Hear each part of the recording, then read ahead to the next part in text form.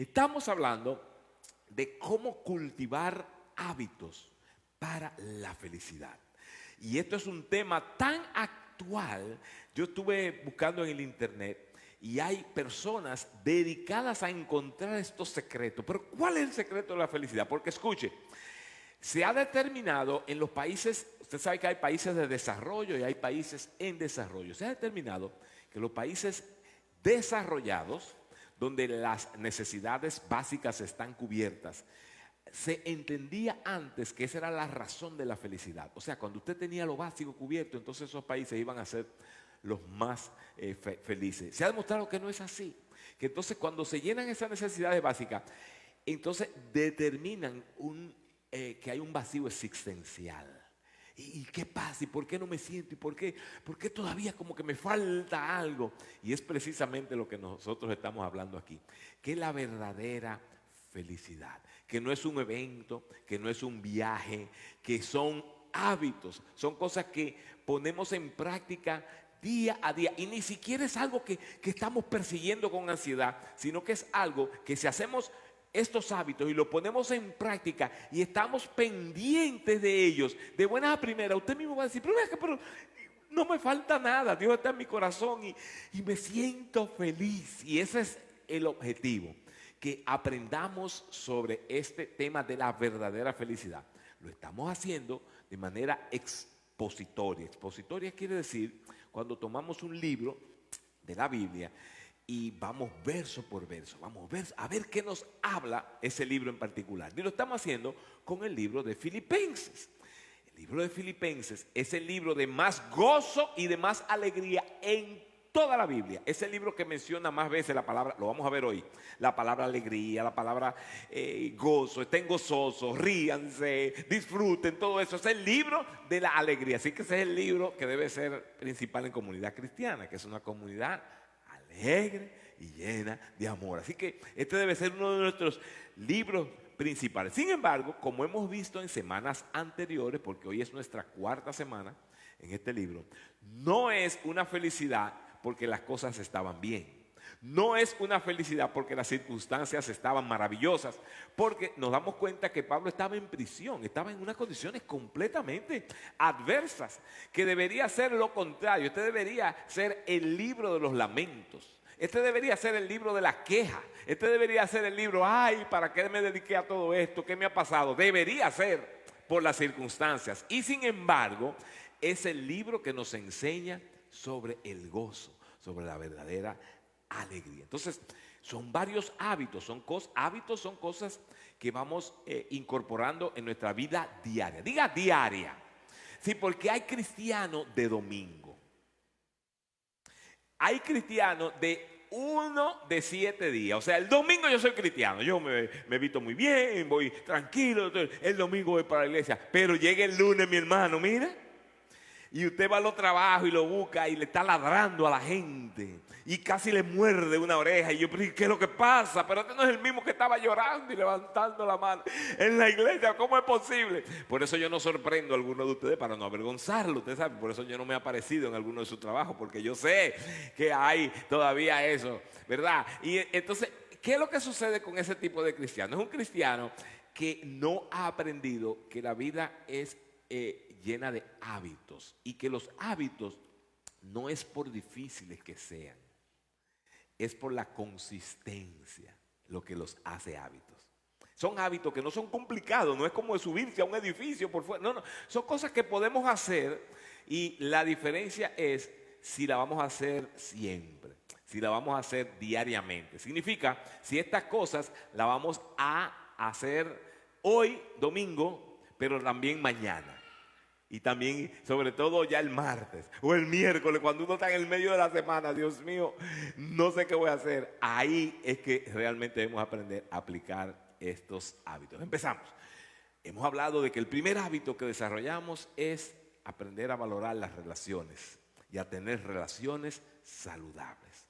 Estamos aquí en este mundo para compartir este espacio con otros y tener esa conexión, conectarnos. Y una forma que aprendimos de cómo se desarrollan esas relaciones es aprendiendo a ver lo bueno en la persona, aprendiendo a estar agradecidos, aprendiendo a disfrutar la compañía, aprendiendo a prestar atención, cosas que son fáciles, no son complicadas. Lo difícil es hacerlo todo el tiempo. Por eso cuando se convierten en un hábito, entonces se empiezan a formar parte de nuestra felicidad. El hábito número 2 que aprendimos es no ser controlados por las circunstancias.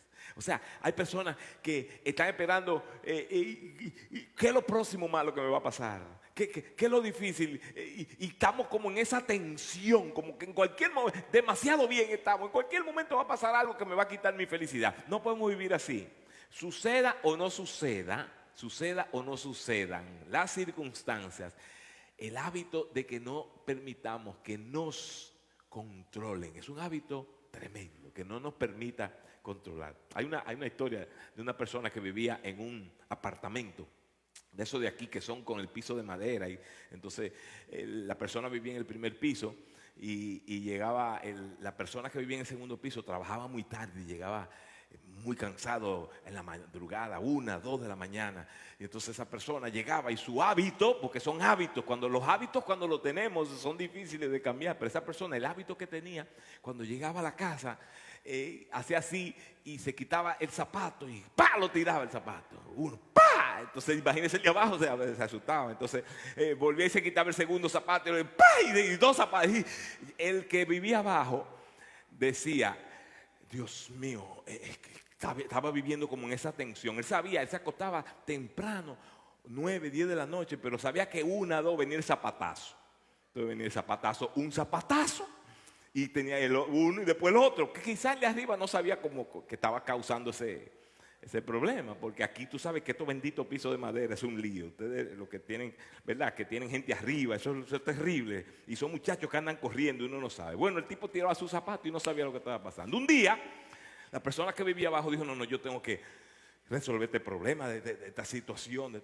Entonces, saliendo para su trabajo, se encuentra con el tipo entrando a la casa. ¡Ay, vecino!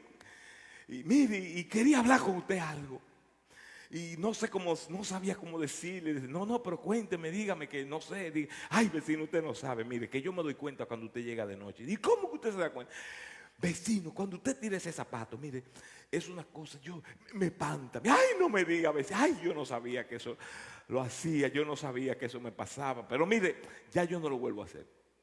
Ya, gracias, yo no sabía que estaba causando ese ruido. Eso no lo vuelvo a hacer. Así que, mamá, olvídese, no lo vuelvo a hacer. Entonces dice: ay, gracias, porque imagínese, eso me despierta, ya usted sabe que es un lío. Bueno, no lo vuelve a hacer. Esa noche se va a trabajar y llega a las 2 de la mañana. Como era un hábito, agarra el primer zapato, y lo tira el zapato, ya ustedes saben, de abajo.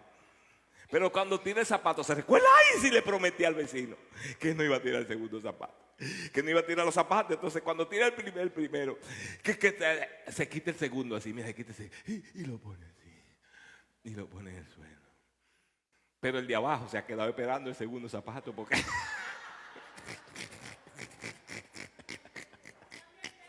y no se puede volver a dormir porque está con el uno, o lo que son los hábitos, ¿verdad? Un hábito de tirarlo y el otro de escucharlo, ¿verdad? O sea, y nada de escuchar porque el hombre hasta que a las 2 de la mañana no podía dormir, se subió el del primero, lo tocó: señor, vecino, tira el otro zapato ya. Tira el otro zapato para yo poderme dormir, porque mire, pero así son los hábitos, ¿verdad? Que son tan de nosotros, que para nosotros, cuando los tenemos, son difíciles de dejar, ¿cierto? Y cuando lo necesitamos, no son tan fáciles de que se incorporen en nosotros. Por eso yo les repito una y otra vez. Porque a lo mejor ya usted no tira los 2 zapatos, pero tira uno, ¿verdad? Y se recuerda: ay, no debo de hablar con ira, ay, no debo de... Y la idea es que lo convirtamos en un hábito, donde esa parte natural de nosotros. No dejarnos controlar por las circunstancias. Número 3, el hábito número 3 que hablamos fue aprender a practicar la humildad. Y de eso trata el segundo capítulo de este libro de, de Filipenses, aprender a practicar la humildad. Y hablábamos, ¿verdad?, la semana pasada, de cómo Pablo dice, sean como Jesús. Entonces, después dice, ¿cómo fue Jesús? Siendo Dios, teniendo todo. Dice, se humilló, primero vino como hombre, pero no como cualquier hombre, se hizo menos que nosotros y fue a la muerte. Y entonces nos animaba Pablo a que tengamos esa misma actitud. Dice, sean ustedes como Jesús. ¿Por qué no dice eso? Porque sabe que la humildad es parte de los hábitos de la felicidad. Les cuento, si usted quizás ha tenido como hábito ser muy altanero o muy altanera o tener un orgullo y tener una ira y decirle a las personas y usted quiere ser humilde, pero de momento se le va esa lengua y dice algo que no debe de decir. En otra palabra, tira ese primer zapato. Si tira ese primer zapato y usted dice, ay, no debí decir eso, no se quede con el otro zapatico así. Hable con la persona y diga, ¿sabes qué? Me equivoqué. ¿Sabes qué? Perdona, estoy tratando de aprender a no responder de esa manera que lo hice. Y te pido perdón. Y eso va a ayudarte a cultivar ese hábito de la humildad. Y hoy vamos a hablar de otro hábito. Porque estamos en esto, pero hay tendencias. Tenemos tendencias humanas que nos quieren robar la felicidad. Y Pablo parece que las conocía tan bien que antes de nosotros hacernos la pregunta, él tenía la respuesta. Y ustedes se van a dar cuenta que yo les voy a ir mencionando estas 5 tendencias naturales de nosotros, de los hombres, de los humanos. Y vamos a darnos cuenta que este libro, con esta sabiduría que tenía el apóstol Pablo, nos va respondiendo. Y usted me va a ir diciendo si algunas de estas tendencias usted la ve en su día a día, diario. La primera tendencia, que pensamos que estamos solos. ¿Le pasa? A veces usted está por ahí, oye, ¿qué? Alguien nota y de verdad que estará Dios por ahí. O sea, me pasan cosas y me siento, porque estamos en el momento de la humanidad donde hay más personas, pero donde hay más soledad. O sea, usted va a Nueva York, yo estaba en Nueva York estos últimos 2 días y a mí me encanta ver la gente caminando. Y usted dice, ¿cuánta gente? Pero impresionante la cantidad de gente que está ahí, pero está en su propio mundo, en un teléfono, solo. Y usted, si se cruzan, nadie dice perdona. O sea, cada uno en su espacio. Y una cantidad tremenda, como le importo yo a alguien, sobre todo le importo yo a Dios. Y nosotros con esa tendencia, Pablo responde, dice, pues Dios trabaja en ustedes y les da el deseo y el poder para que hagan lo que a Él le agrada. ¿Sabe lo que eso quiere decir? Que hay un Dios que está pendiente, que nunca estamos solos, que hay un Dios que te está ayudando y que te está diciendo, quiero que crezca, quiero que te acerques a mí, estoy tocando a tu puerta. En otras palabras, cuando pensamos que estamos solos, no es cierto, no estamos solos. Mire lo que dice Jesús en el libro de Juan. Dice, no los voy a dejar, diga esa palabra, ¿cómo? Huérfano. No los voy a dejar, ¿cómo? Huérfano. ¿Por qué él dice? A nadie le preguntó. Pero Dios sabe las necesidades y las tendencias que nosotros tenemos, esos momentos. Y me quedaré solo. Y cuando me envejezca, ahí estaré solo. ¿Y a quién le importará? Él dice, no los dejaré solos. Volveré a estar con ustedes. Se darán cuenta de que ustedes están en mí y yo en ustedes. Esa es una forma maravillosa. Y usted sabe cómo usted logra tener esa sensación. Entre en su palabra. Y cuando la Biblia empieza a hablarte a ti, tú dices, pero Dios, ¿qué está pasando? Me estoy sintiendo en comunión con Dios. Si te sientes solo, acércate a Dios, que Él está atento. Te dice que no nos va a dejar huérfanos. Así que esa es una tendencia, sentirnos solos. La segunda tendencia es preocupándonos y peleando por cosas pequeñas. Usted se ha dado cuenta que la mayoría de los pleitos y de las cosas, son nimiedades, son disparates. Que dejan. Ayer leía yo, preparando para esto, ayer o antes de ayer, usted sabe que hay 2 grandes poetas, hay uno vivo y uno que murió. Ustedes saben, Gabriel García Márquez, colombiano, y Mario Vargas Llosa, que es peruano. Y estos son los dos más grandes poetas, ¿cierto? Y por un tiempo fueron mejores amigos. Imagínense qué poder de poesía, de palabra. Esos dos gigantes andaban juntos. Pero leía yo que una vez estaban en México y andaban acompañados. Al día de hoy no se sabe todos los detalles de qué fue lo que pasó. Quizá alguno estaba bebiendo, no se sabe, pero buenos amigos. Dice que ese día uno de ellos dijo algo que el otro sintió despectivo y Mario Vargas Llosa le dio un trompón a Gabriel García Márquez, un trompón. Inclusive él salió en una foto con el ojo así morado, un trompón. Bueno, usted dirá, ¿y qué pasó? Bueno, porque ¿cuánta gente, dígame, cuánta gente han tenido amigos y se han peleado y se han arañado y se han jalado los cabellos? A mí no me pueden jalar los cabellos ya, pero antes.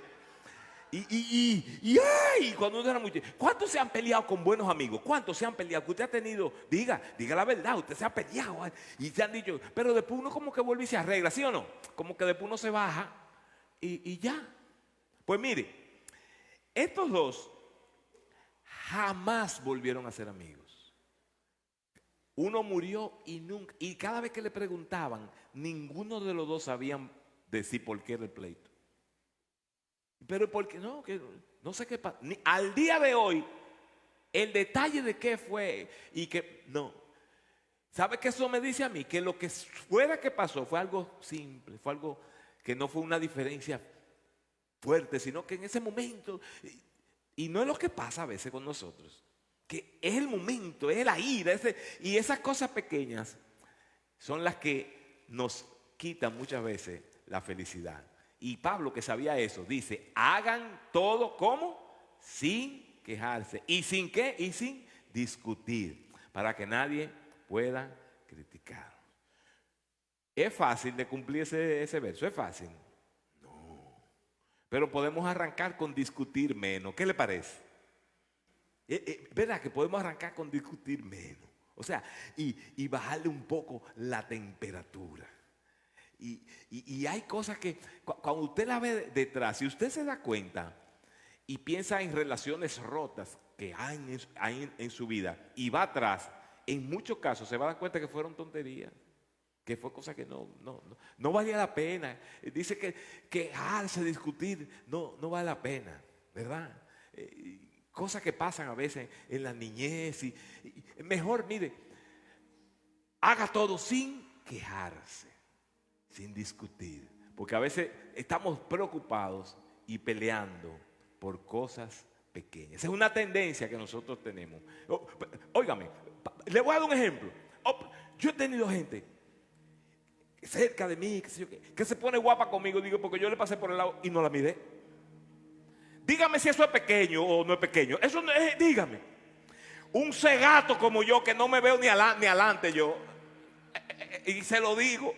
Y tengo un ojo para este lado y yo se lo digo. Y se lo digo a cada rato. Señores, si yo no lo... O sea, imagínense, si yo no lo saludo, no es por nada malo. Es porque... O a lo mejor tengo la cabeza como en otro sitio. Porque nosotros, la gente, los creativos, a veces tenemos un problema y lo tenemos como trabajando y lo estamos hablando. Usted mira, a veces yo hablo solo conmigo mismo. Yo nunca estoy solo. Nunca. Porque cuando no hay nadie, hablo conmigo. Pero cuando hablo conmigo, estoy concentrado conmigo. Entonces, si usted me pasa por el lado y a lo mejor me saludó y yo no me di cuenta. ¡Ay, no me saludó el pastor! Me ha pasado 80 veces. Un disparate, una cosa tan chiquita. Y se me ponen guapos y se van y se desaparecen. Cosas así chiquitas, tan simples. Y dejamos que eso no... De ahí subimos a otra cosa. Eso es que yo no le me importo. Eso es que no me quiere ver. Eso es que esto, eso es que... Y empezamos y armamos lo que nosotros en dominicano decimos un muñeco. Una cosa grande, de una cosa pequeña. Diga pequeña. La mayoría, escuche bien, la mayoría de las discusiones y de los problemas. Hay algunos que sí son fuertes, pero la mayoría son disparates. Son cosas que por eso la palabra dice que gran bendición es al hombre pasar por alto la ofensa.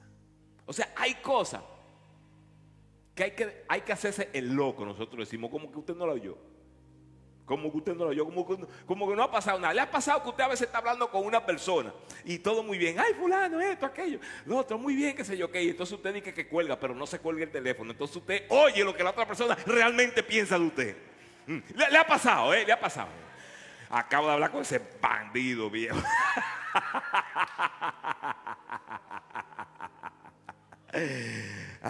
Ya, entonces ahí usted sabe. Pues mire, si le ha pasado, hágase el loco. ¿Cómo que usted no lo oyó? Diga, eso fue. ¿Por qué? ¿Para qué? Total. ¿Para qué discutir? ¿Para qué? Siga para adelante. Decimos nosotros, más para adelante vive gente. ¿Entiendes? Entonces, dejemos de preocuparnos y peleando por cosas pequeñas. Dice, lea conmigo, sean agradecidos en toda circunstancia, pues esta es la voluntad de Dios para ustedes, los que pertenecen a Cristo Jesús.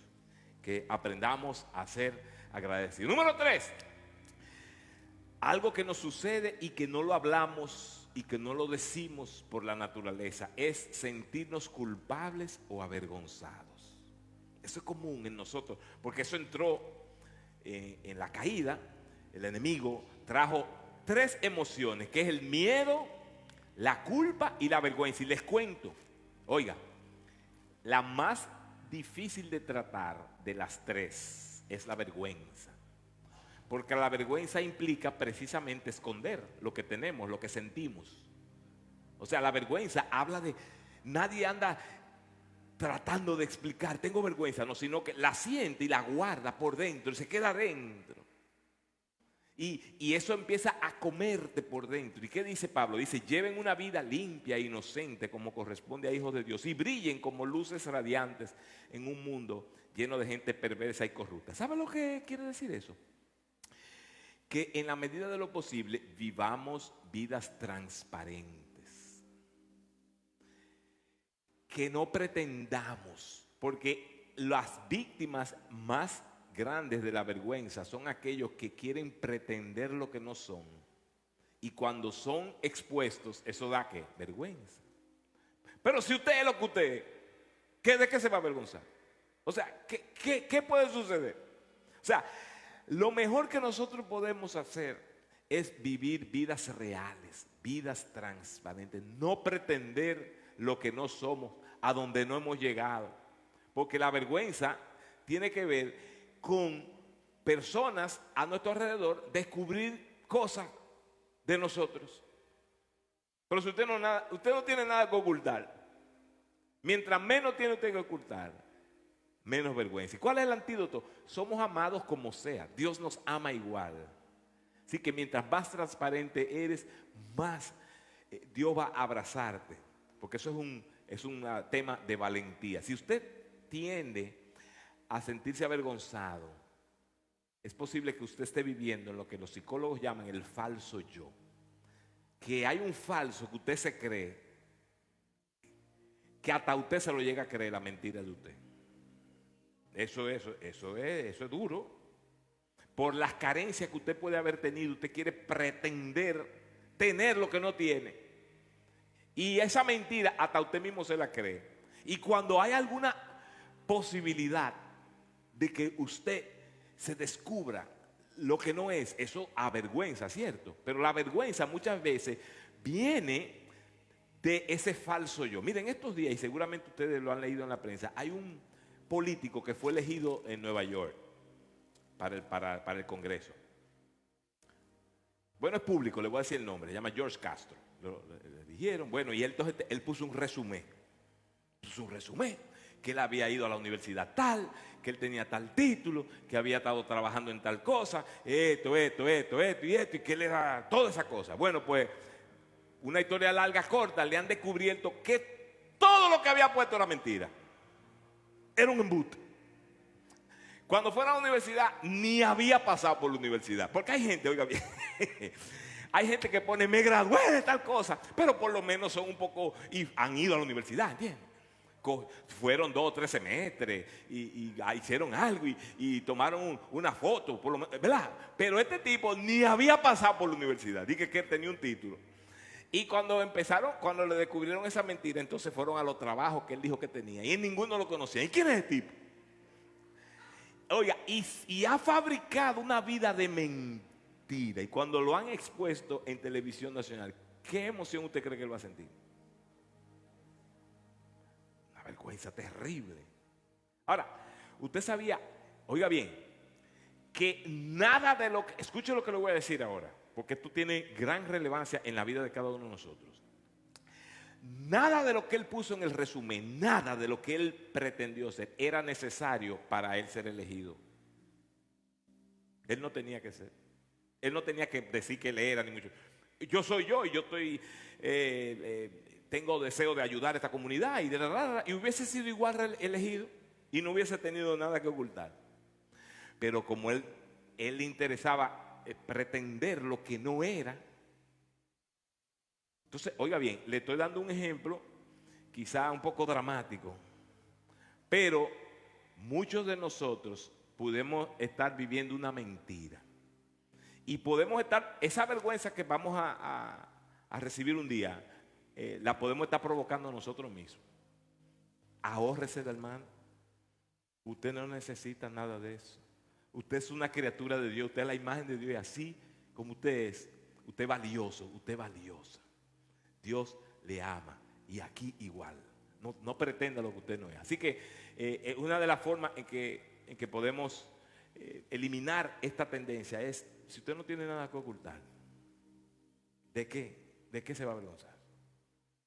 Bien, qué alegría para aquellos a quienes se les perdona, oiga bien, la desobediencia, a quienes se les cubre su pecado. Sí, qué alegría para aquellos a quienes el Señor les borró la culpa de su cuenta, los que llevan una vida de total, ¿qué? No se oye, de total. Entonces ahí va esa tendencia. Mi alegría es el cumplir tus estatutos. Nunca me olvido, dice. Este es, vamos a ver, ahora voy al número 4. Número 4 es olvidándonos de lo que Dios me ha prometido. Olvidándonos de lo que Dios me ha prometido. Esa es una tendencia que tenemos. Y la respuesta a eso en Filipenses 2:16 es: aférrense a la palabra de vida. Aférrense a la palabra de vida. Y dice: mi alegría es el cumplir tus estatutos. Nunca me olvido de tus palabras. Nunca me olvido de tus palabras. Ese es el antídoto. Hazme andar por el camino de tus mandatos, porque allí es donde encuentro mi ¿de qué estamos hablando? Mi felicidad. Así que esa felicidad que deseamos, el acercarnos a Dios y a su palabra, va a ir entrando dentro de nuestro espíritu. Número 5, y la última tendencia, es enfocándonos solo en nosotros mismos. ¿Usted quiere ser la persona más infeliz del mundo? Enfóquese en usted. Trate de resolver nada más su problema y de preocuparse por las cosas suyas. Va a estar todo el tiempo ansioso, preocupándose por usted mismo.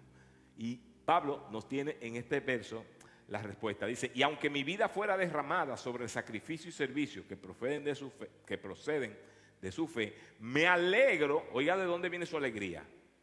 No de que voy a ir a un jacuzzi, no de que yo voy a un paseo. Me alegro y comparto con todos ustedes mi alegría.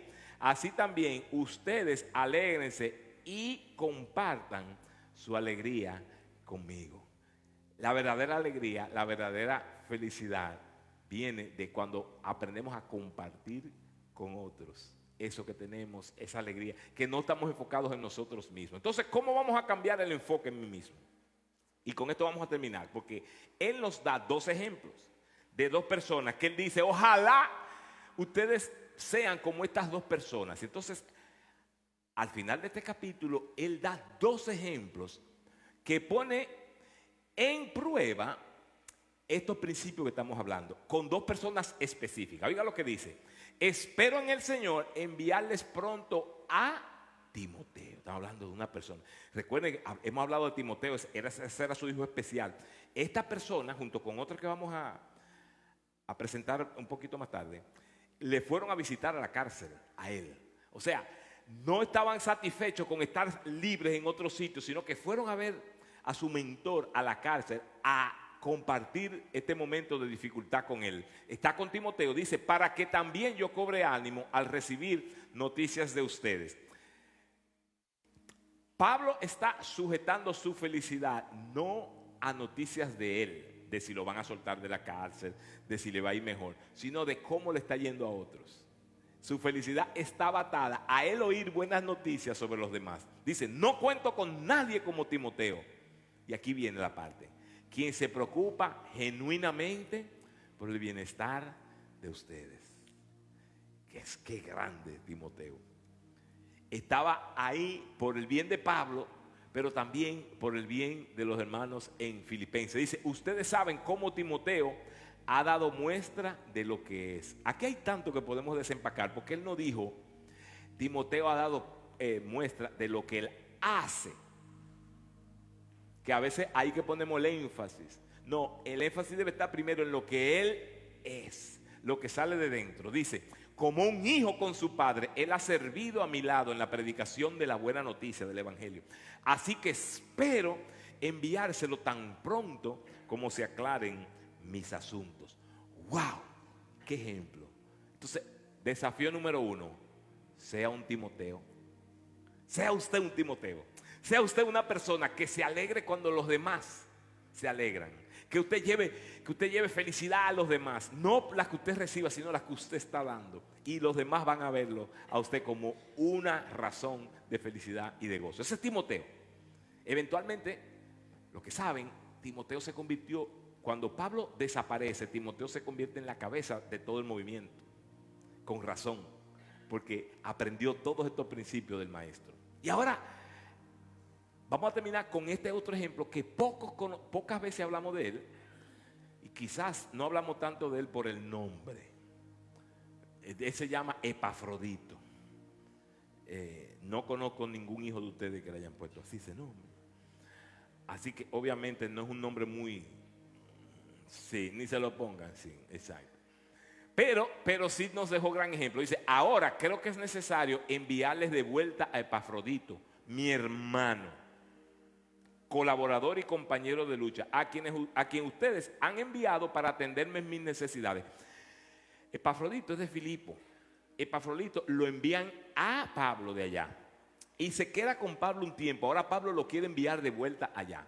Dice, lo envío porque desde hace tiempo tiene deseos de verlos y se afligió mucho cuando ustedes se enteraron de que estaba enfermo. O sea, él se aflige no del dolor de él se afligió de que esas personas se afligieron porque se enteraron de la enfermedad de Pablo.